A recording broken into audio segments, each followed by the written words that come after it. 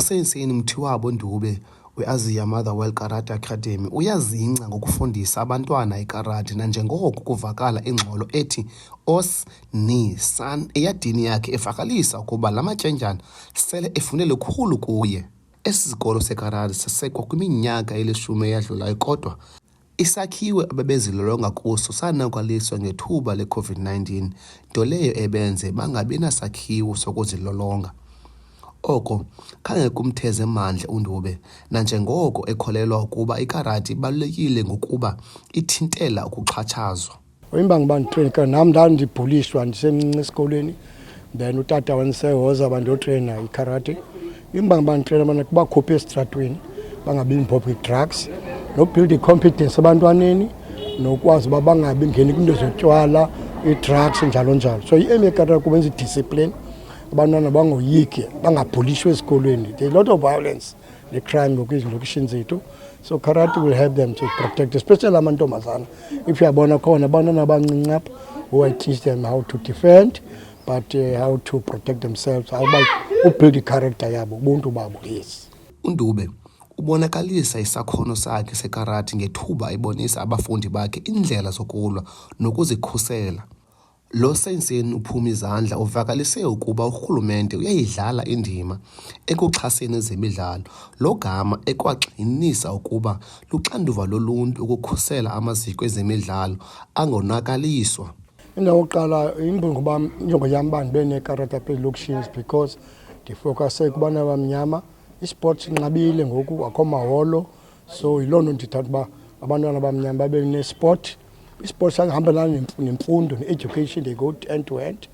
Urhulumente is doing a lot. He's delivering through government, province, national, ne-lotto.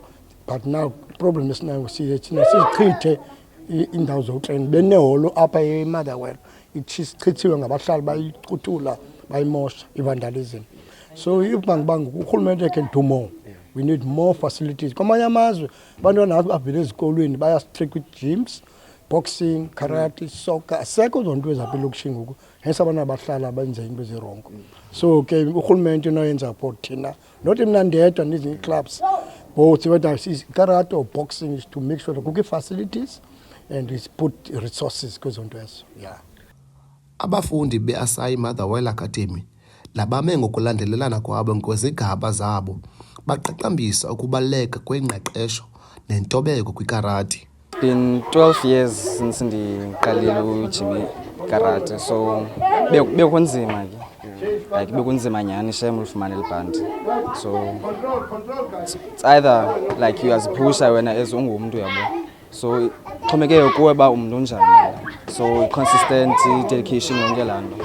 Ingaske batshintshe izindawo ezizikhoyo ngoku bazilungise like i-sports center ezi, like basilungise cause abantwana ba-interested like ujoyine i-karate, judo, zonke ke ezi-martial arts zidibene ke zininzi ke.